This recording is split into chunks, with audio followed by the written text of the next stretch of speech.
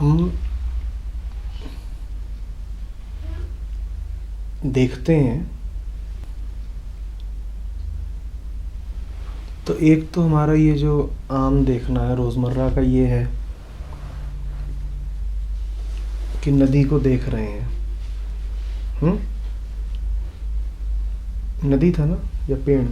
नदी कि नदी को देख रहे हैं।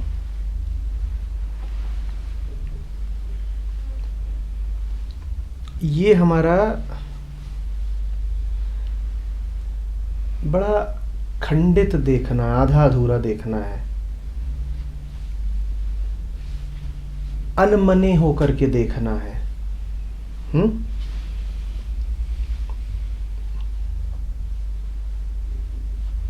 मन यहाँ भी है, मन कहीं और भी है, तो ये देखना जो है ये अन्यमनस्कता है।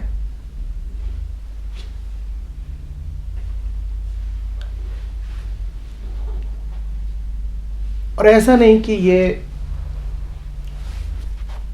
कोई मन के साथ जबरदस्ती की जा रही है कि तू यहां भी रहे और तू वहां भी रहे। मन की कोई विशेष इच्छा ही नहीं है देखने की नदी को। मन की कोई विशेष चाहत ही नहीं है कि समझ ले।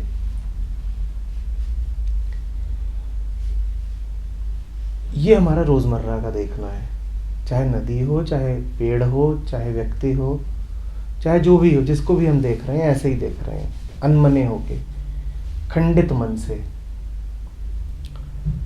और एक दूसरा देखना है जो ध्यान में देखना है। ध्यान क्या है इसको थोड़ा समझेंगे। ध्यान मन की इच्छा है समझ में उतरने की। ध्यान मन की ही इच्छा है समझ में उतरने की।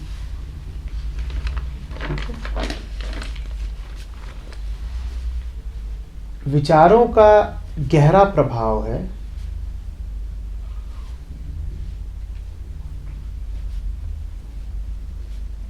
और मन इधर उधर उसमें भटक रहा है।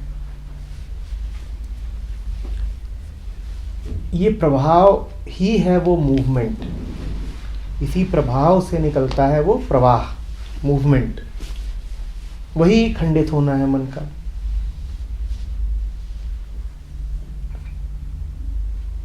पर ये खंडित होना कभी दिखाई देगा नहीं, कभी दिखाई देगा नहीं। मन एक विचार से दूसरे पर कूद रहा है, जल्दी जल्दी, प्रतिक्षण। वो ऐसा संयुक्त हो गया है इस मानसिक प्रवाह के साथ कि उसको इस प्रवाह का कुछ पता ही नहीं है, इस मूवमेंट का कुछ पता ही नहीं। और फिर मन कहता है कि नहीं ठहरो, जरा समझने दो कि हो क्या रहा है। जहां मन ये कहता है कि समझने दो कि हो क्या रहा है, हमने कहा ध्यान क्या है? मन की इच्छा है समझ में उतरने की।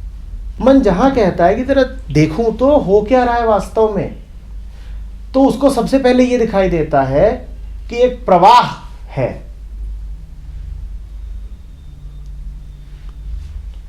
ये प्रवाह मन को तभी दिखेगा जब मन स्वयं स्थिर हो जाए। ये जो अस्थिरता है ये मन को तभी दिखती है जब मन स्वयं स्थिर हो जाए।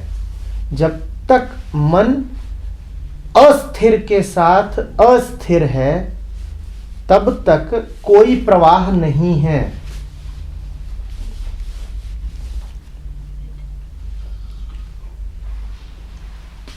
कोई व्यक्ति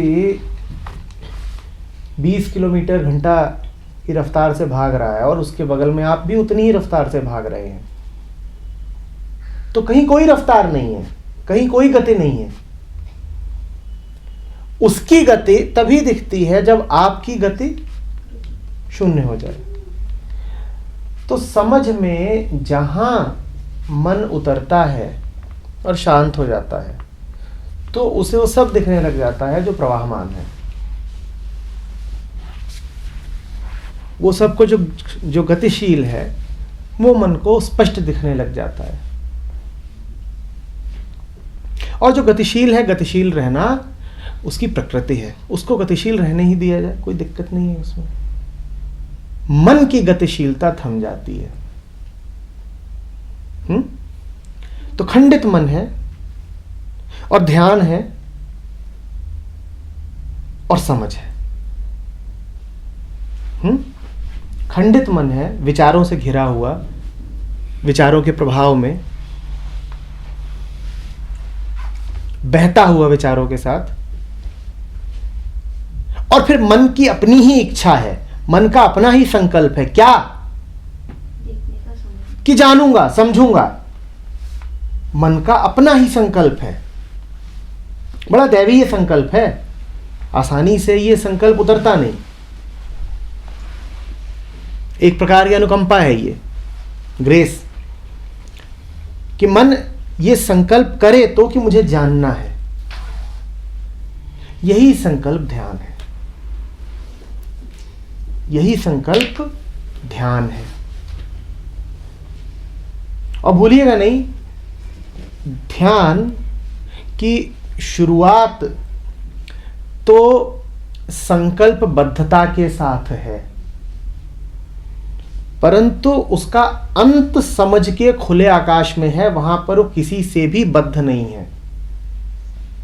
कहता तो मन है कि जानूंगा, पर जो जानता है, जब जानता है तब वो संकल्प करने वाला मन ही शेष नहीं होता। संकल्प मन ही करता है, नहीं मुझे समझना है, आवश्यक है, महत्वपूर्ण है, महत्वपूर्ण है समझना। ये संकल्प है, ये विचार ही है। पर ये विचारों में बड़ा श्रेष्ठ विचार है। ये उसी कोटि का विचार है कि कोहम, बिल्कुल उसी श्रेणी का विचार है ये कि हूं कौन मैं, जानना है। इसकी भी शुरुआत ऐसे ही होती है कि मुझे जानना है, पर अंत कहां होता है? मात्र जानने में मुझे नहीं बचता। हमने बात करी थी अभी कुछ समय पहले कॉन्शियसनेस की और अंडरस्टैंडिंग की, ठीक है ना? तो ऐसे समझ लीजिए कि attention is the bridge between consciousness and understanding.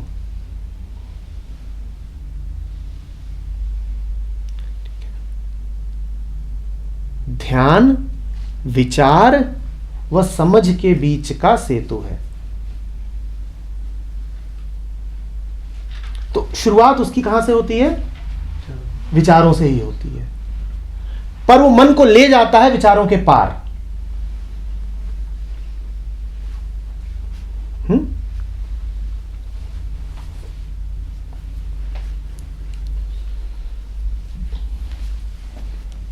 बड़ी दिक्कत हो जाती अगर ध्यान हमारे बस में ना होता।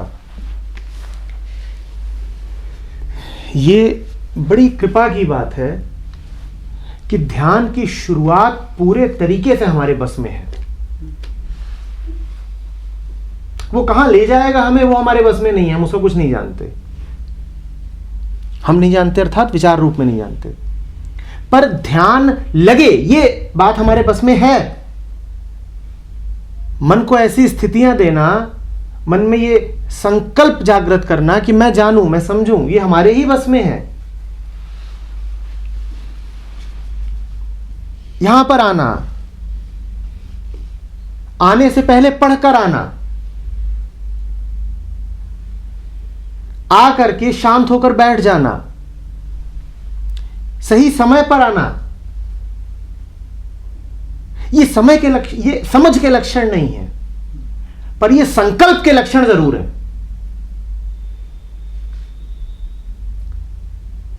मन ने इतना तो कहा ही है कि कुछ महत्वपूर्ण है, उसकी आहट मिल रही है तो पहुंचूं। शुरुआत हो गई है, ब्रिज के एक सिरे पर आकर आप खड़े हो गए हैं। अब यात्रा होगी, दूसरे सिरे तक भी पहुंचेंगे।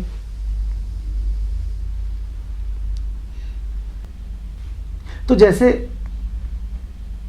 रमण बार बार कहते थे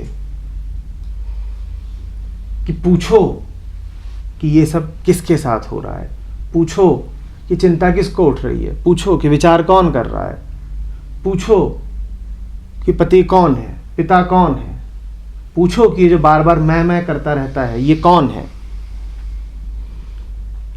वैसे ही ये बार बार कहते हैं कि कहो मन को कि ध्यान ध्यान, बातें दोनों एक हैं। मैं कौन हूं भी विचार है और ध्यान का संकल्प भी विचार है, पर दोनों ही ऐसे हैं जो शुरू यहां होते हैं और ले कहीं और जाते हैं। दोनों बड़े विशेष हैं, दोनों का उद्भव तो इस आयाम में है और अंत किसी और आयाम में है। इसी कारण दोनों दैवीय हैं। देखिए, परम कौन है? परम वो है जो आयामों को बदलने की ताकत रखता हो, जो ना कुछ से कुछ पैदा कर देता हो। ना कुछ एक आयाम है, शून्यता, जो निर्विशेष से विशेष पैदा कर देता हो, जो एब्सेंस से प्रेजेंस पैदा कर देता हो, और जो प्रेजेंस को एब्सेंस करने की ताकत रखता हो, जो निराकार से आकार पैदा कर दे, जो निरवयव से अवयव पैदा कर दे। तो ध्यान वैसा ही है, जो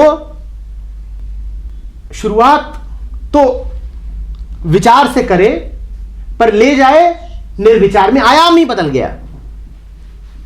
बात समझ रहे हैं? दोनों अलग अलग आयाम हैं। ऐसा नहीं हुआ है कि वो एक विचार से दूसरे विचार पर ले गया है, ऐसा नहीं हुआ है। आयाम ही बदल गया है।